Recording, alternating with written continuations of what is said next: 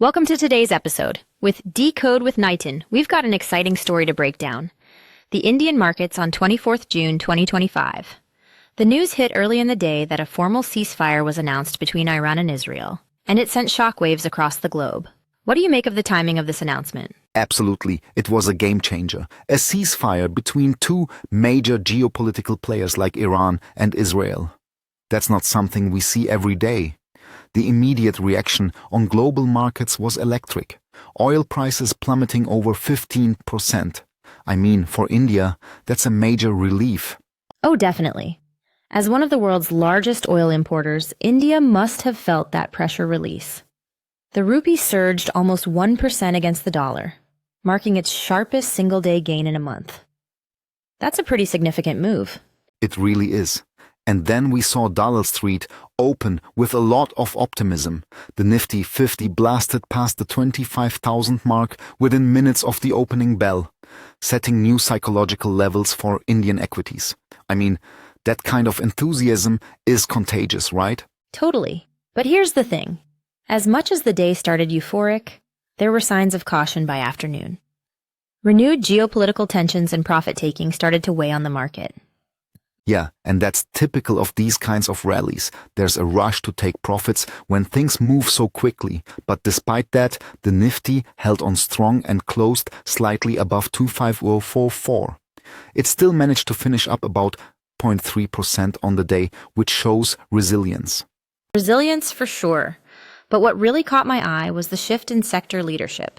The PSU Banks, metals, and financial services were the clear winners. The rally wasn't just about a broad-based push, it was more sector-specific. Exactly. PSU banks like State Bank of India and Canara Bank had huge volumes. Investors were betting on improved asset quality and credit growth. It wasn't just the usual suspects either. Even stocks like Adani Ports saw massive trading volumes. I guess the calming effect of the West Asian situation helped boost investor confidence. Absolutely. And don't forget the metal stocks. Tata Steel, JSW Steel.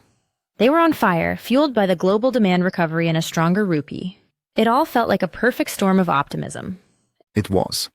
But on the flip side, sectors like FMCG and IT took a bit of a breather. The Nifty FMCG index showed some technical weakness, with stocks like HUL and Britannia seeing some unwinding. Yeah, and IT stocks, which have been on a tear for a while, were mostly flat to slightly weak. The currency volatility might have put a dampener on their momentum. Interesting, isn't it? The market is like this massive tug of war. Foreign institutional investors sold off aggressively, pulling out more than INR 5,000 crore. But domestic institutional investors stepped right in and almost perfectly offset those outflows. The power of local faith. Retail investors also didn't budge, buying on dips. The market had this real sense of resilience, especially when you look at Nifty holding above 25,000. That's a big psychological level. It sure is. And if we dive into the technical side, the support level for Nifty is at 24885, with resistance in the 2252225 to 25300 range. It's bullish, as long as Nifty stays above 2044900, but we can expect some volatility, especially with global headlines. Yeah, volatility's always lurking around the corner, especially in these kinds of setups. Looking ahead, June 25th promises to be another exciting session.